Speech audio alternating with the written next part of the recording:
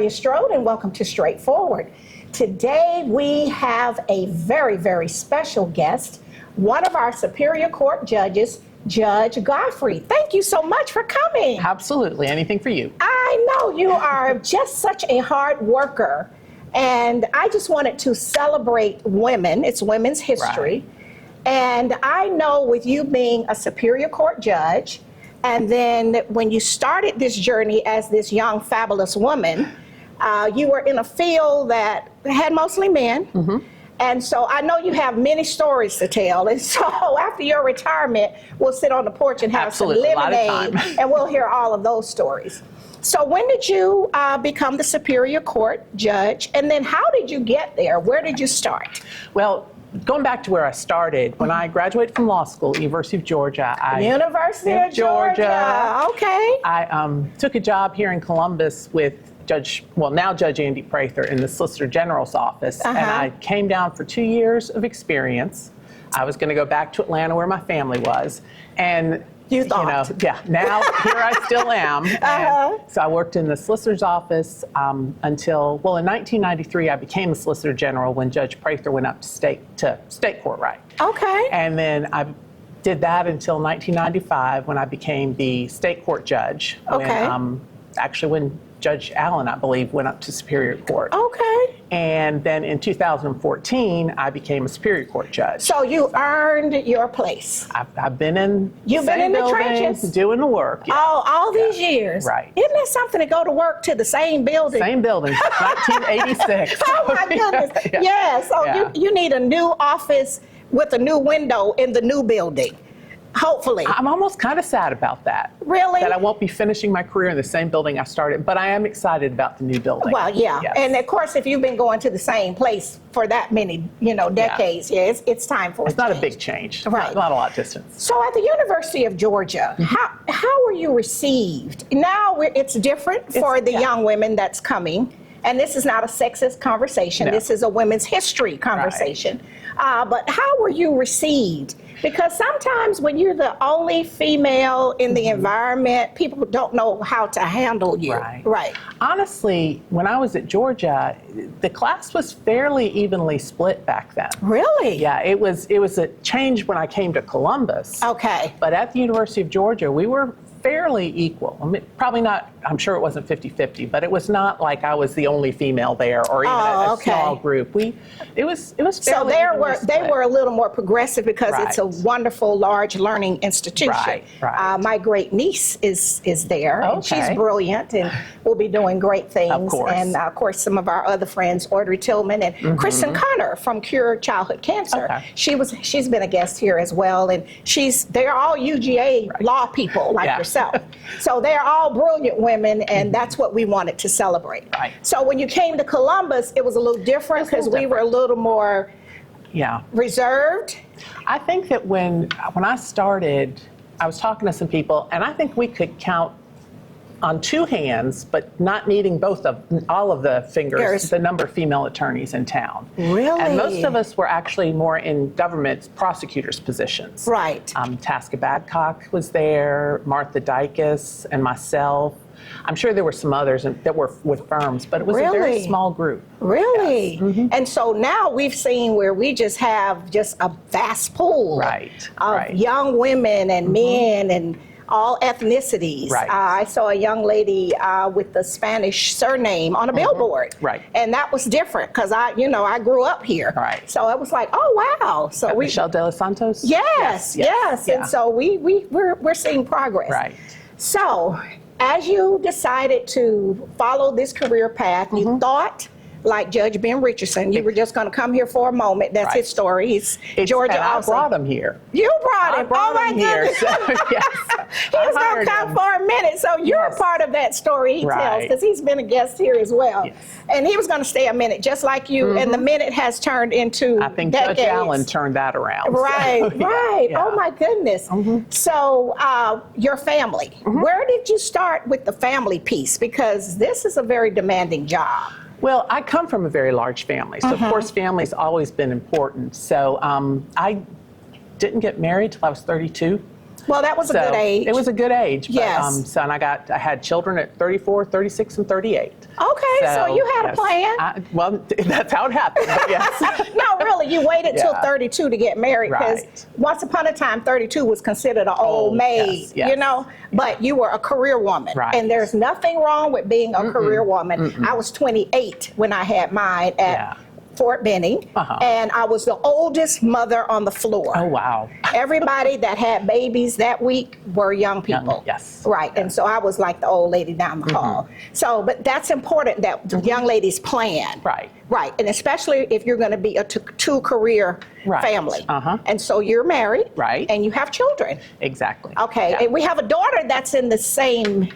I have my Profession. my oldest daughter is an ADA, assistant district attorney in the Chattahoochee Judicial Circuit. So she's in Really? the same building. She's actually trying a case right now. So Really? yeah, she and it's been interesting to watch with my family because I have my father, grandfathers, some uncles, my two brothers who are all attorneys, and then So you kind of didn't really have a choice. well, you gotta understand I had 10 brothers and sisters, so there's a lot of 10? different things going on. So, Wow. yeah, In a lot of one teach- house? In one house. At the same time?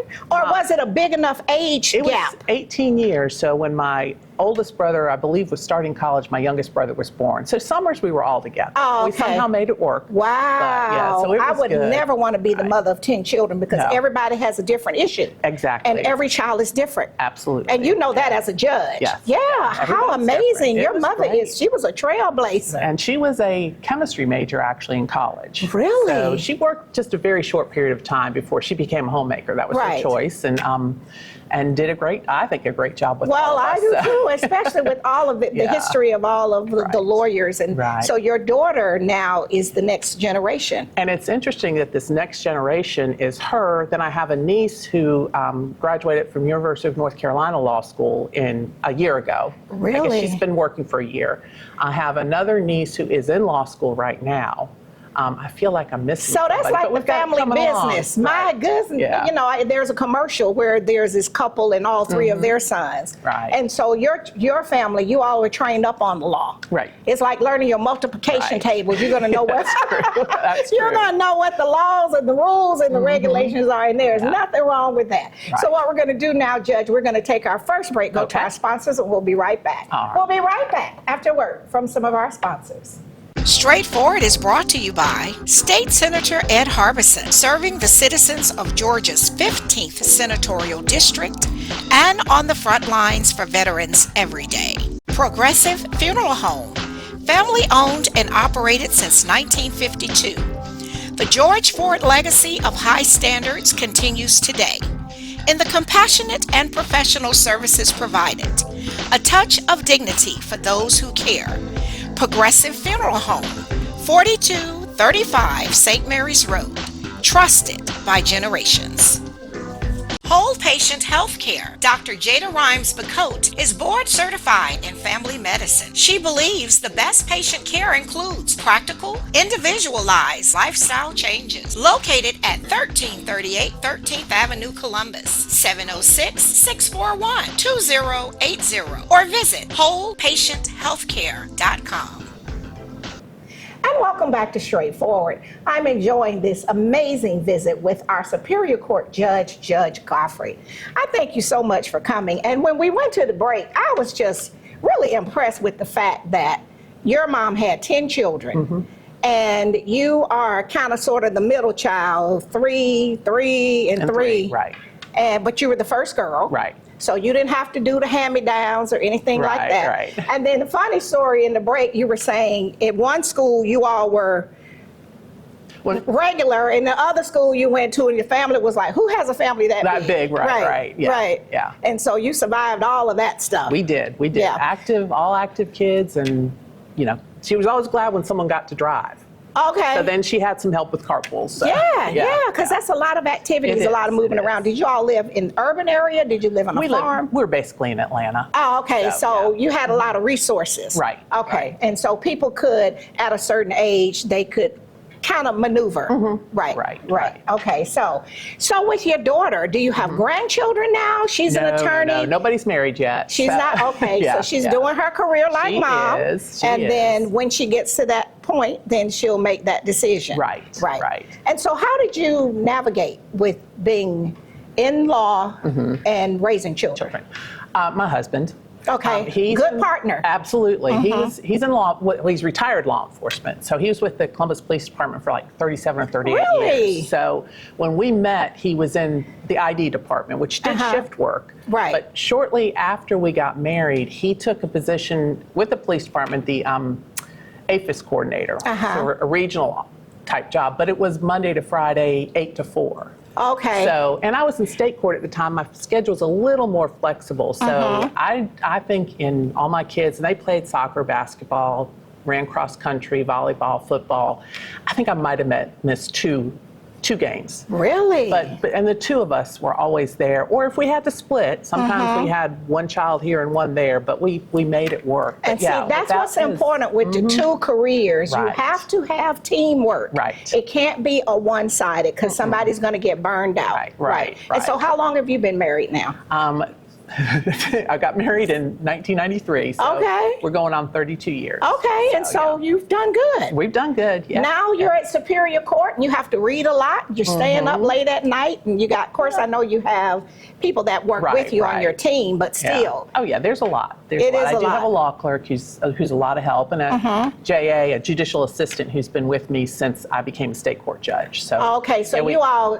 we've been together a long time. Oh yeah, so you all know what each other's thinking Yes, before, and yeah. so they know exactly what you need, Right, and they right. have that stuff ready for you. Yeah. So do we cook or what are we doing? Because see, the young people, they think they can eat out every night, which I mean they can if that's how they're rolling. Yeah. But in our world, even though it was two careers, we Right. still cooked at home some. Yes. Yeah. Yeah, we do. We try to do a lot of mostly home cooking, especially high school and stuff with the traveling. We did Right. a lot of picking up pizza, that kind of stuff. But we try to cook in bunches and then have it for leftovers Right. and all. And I have a son who's living with me now. He graduated from Georgia Southern, worked for a couple years, and decided he wants to be a nurse. So he's in nursing school, living at home, and he loves to grill.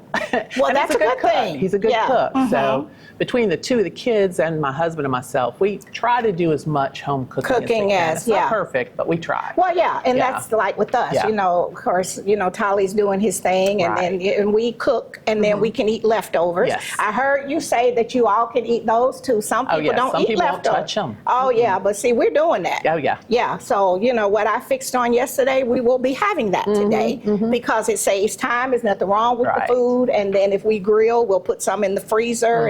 And the reason I'm saying all of that, because for the young ladies who don't realize that you can have a career and a family, Yeah. there are ways Right. that you can prepare, and it's a team effort. Absolutely. And if it's just one-sided, like if he was always supporting you or you were always supporting him, that's where we run into Right. the roadblocks. That doesn't work. It doesn't work. And he's retired now, so he's So at home he a was lot. on Yeah. with Jim Weatherington, was he? Yes, Right. our dear Yes. friend Jim. Yes. So Yeah. so he was old school. Oh, right. Old school Yeah. Columbus Police. Okay, well, very good. So do you have work for him to do at home now since he's retired? You know, we can always find activities. Yes, things for he actually figures stuff out on his own. Every now and then I give him something, and he's got a good group of retired friends. They go out, they socialize, and that's real important. Okay, so he's living his best life while you're he still is. working. Yeah. Okay, but you're going to get there soon. Yes.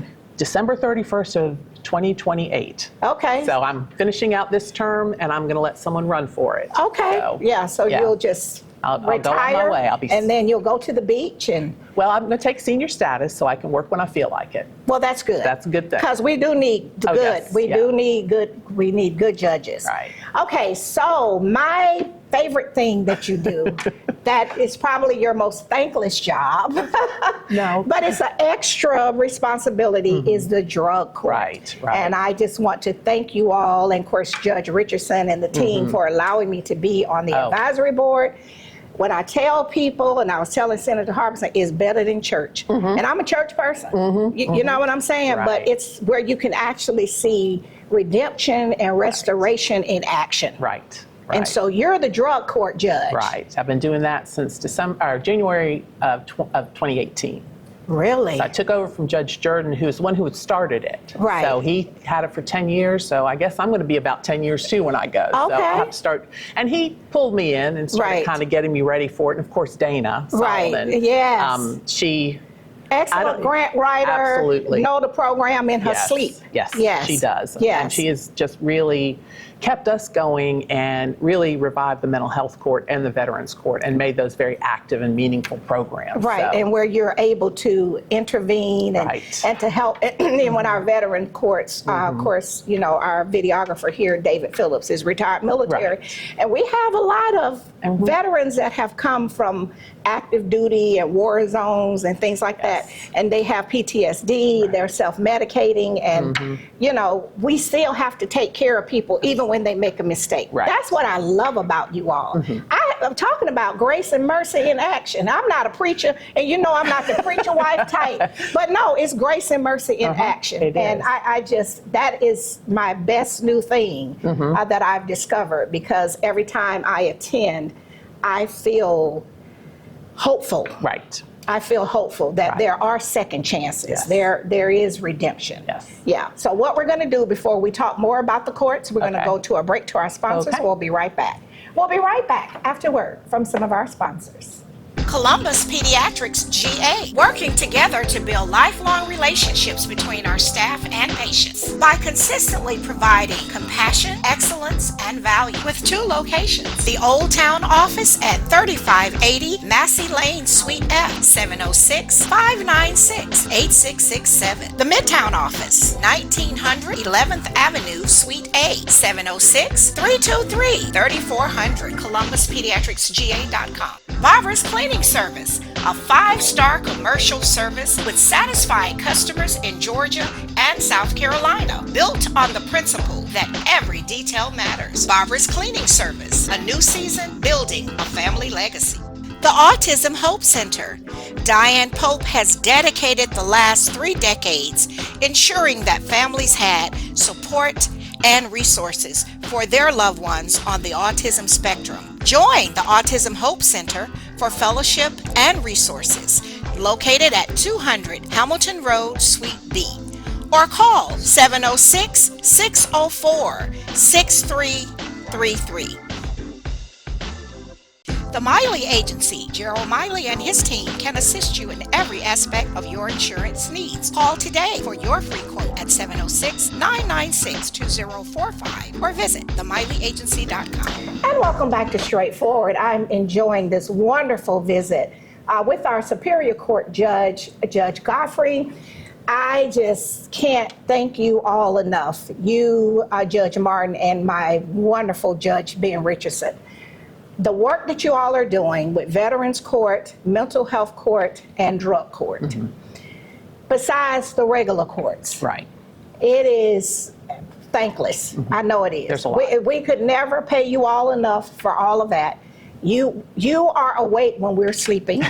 No, and you all are trying to do things to help people make better choices, and then you give them second chances. Right. So I'd like for you to explain. Of course, we've had Dana from the coordinator of all of those courts. We've had her and her team. But explain to our audience what those courts do, your Superior Court, and what's your vision for that? Yeah.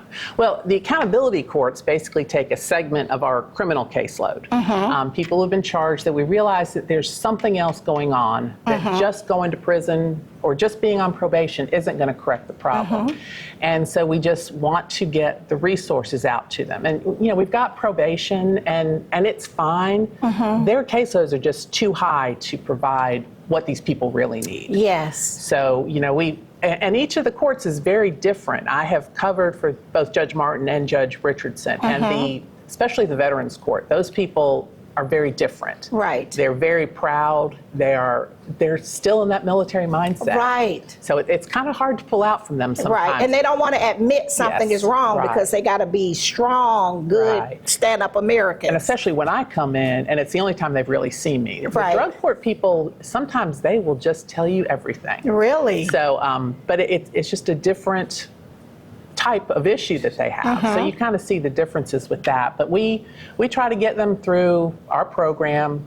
I tell them minimum 18 months. 18 months. But we'll keep them a lot longer if we still think we're making progress. Because we have setbacks. We had one person who, phase 5 is our last 5. Well, phase 5, she went and used. Really? Well, we found out a lot of stuff. It was on the anniversary of a significant person's death and all this other stuff. Trauma. She wasn't ready. And she knew that. And so we had to bring her back, start her back phase 4, I think, and work through it again. And it took, and she is so successful right now. Wow. And so it's just a matter and of then when you they're all ready. have some of your graduates working Absolutely. in those programs now. And that's the thing that I like. My Yes. goodness, Yeah. you know, and you have your, you know, the peer person and, Right. and all of the extra wraparound Right. services. I'm an old social worker. Those are important. They are. You know, you have the AA, the CA, the NA, you know, all of those. And then now we have Trauma-Non. Yes. And then I attended that training and it was wonderful Right. because people get stuck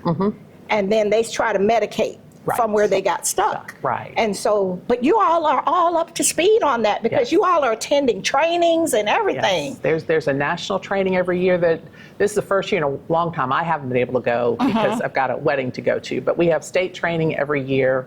So those 2 at least, but then they do tune-ups and they have a lot of different things offered to kind of keep us going. And I'm on the Executive Council for the CACJ, Council of Accountability Court Judges. Okay. And on several of the committees. So I really So is that kinda sit- statewide? It's a statewide Okay. council. All right. So we have these same services offered around the state. All around the Yeah, state. it's a lot of differences, but it's all the same goal. Okay, So, you know, right. people have different resources. Some are just getting by on nothing, Yes. and others have just amazing services and, Right. and the capital it's very different depending on where you are in the state and what they've been able to do. Yeah, So, and then some of the smaller rural communities, they don't have as many Right. resources Right. as we have in some of the metro areas. I do peer review for the council, so I will go around with Dana and Dr. Cox, and we'll go around to different programs around the state and do a peer review.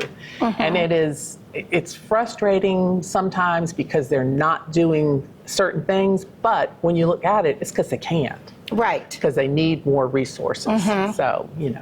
And then, of course, we have Dana, and great grant writer, and, Right. and you know, and that's important. Oh, yeah. Because a lot of times the local government can't find the funds. Right. I said that diplomatically. Can't find the funds needed Right. to provide all of the services Right, to right. ensure that the goals Yes. and the mission is met. Yes. Right. And so, but your team, I tell you, I just, every time, every graduation, I was there when the former military person graduated, and, you know, and then to just hear some of the other Right. stories. And of course, he was there with his children, Right. and I'm a former, you know, my husband was a former military officer. That means something because I know a lot of the people, Yeah. you know, that we started out with 43, 45 years ago, and they went to many wars and things, and their families didn't survive. Right. And so to see what you all are doing with that. Yeah. So how do people get into those programs? We try to do, it's very much driven by the district attorney's office. Okay. Trying to identify people, and then they work with the public defender and the private defense bar. Okay. I'm trying to identify people. We used to have a great process where they would get arrested and into the program within 60 days. That doesn't happen anymore. It's just Okay. slowed down because you got to get reports and get everything done. But we'd like to get back to that. But they identify people that could be candidates. They have to go through the legal screening. Is it appropriate? Right. Victims have to be contacted and all this other stuff. And then if they're approved by them, we call the legal screening. Then we do a screening with our clinicians, and they go to the jail or wherever they are to do an assessment and find out. We want high risk, high needs. Okay. Those are the people who benefit from this program. Okay. So not all of ours are both of those, but we try Right. to gear towards that so that we're actually providing the right services. Because they say that if you take someone who doesn't need all that, you're doing more damage by putting them in a program with too much treatment. Okay. But we want to make sure they're getting enough treatment. So then they're identified by treatment as being appropriate. And then we have a team approach to discuss, do we have the resources to offer it? And if we do, and we will have them come and they'll plead guilty to their charges. And we will sentence them, put on probation with a special condition that you complete whichever program they're going into. And we've tried to, Dana has really managed to unify the 3 programs. So when they go do an assessment, they may think they're going to drug court and they're like, wait a second, maybe this is a vet court. Right. Maybe this is mental health court, or, Right. or vice versa, to see which is the best program for them and the resource. Of course, vet court has the VA and other Right. resources that our people don't have. Exactly. So that's, they come in and then some people go straight to some type of residential program, but others, they come to court every week. Really? People think that, this is an easy program. And Right. I tell them this is going to be one of the hardest things you do, because Yeah. as well as fighting addiction, you are in court every week. You're going to, at the beginning, Right. you're going for drug screens 2 or more times a week. I think the Okay. minimum is twice, and it's random. And so the team there is testing them randomly. Right. So you never know. You never know. And then they have their treatment, and every week on Tuesdays we meet as a team and talk about everybody. And then Wednesday we have court where they come in and I talk to them, or the judge talks to them about how are things going, what are you learning, what do we need to fix, what are your concerns. And we have first call where we celebrate when they've done well, and we have sanctions when they've had issues. So Right. hopefully we have more first calls and sanctions. But so we talk, and then they go on and to the next week. And as they phase up, they come to court less often. Right. And the idea is by phase 5, it's once a month, and they're more and more on their own. Okay. 'Cause that's the thing, is to get them to the point where we don't have to hand it to them. They're Right. getting it on their own. Exactly. So they have the resources, they know who It's to like a call. baby. Yes, Once they can right. walk, then Yeah. you can just let them go. They don't need the Right. walker anymore. Exactly. I don't know how you find the time to do that with your other stuff, right. other Yes. Superior Court work. Yes. But I want to thank you so much. I've seen it in action. You have. Grace, mercy, redemption, and restoration, and I applaud you. And I'm happy that you're going to stay around until 2028, because we got to get more work out of you There we before go. you leave. But certainly, I thank you all for allowing me to be a part of the board. It is truly an honor for me. Well, you brought a And- lot of energy to it that we're grateful for. I mean, Well, thank this you. advisory board is something we've needed, and just taking the time to put it together, it's fallen into place. Well, so it's wonderful, and I thank you so much. And thank you so much for taking time from court to come today. absolutely. And we'll do it again. Absolutely. All right, thank you. Okay. This has been straightforward. If you don't stand for something, you will fall for anything. Until next time, be blessed.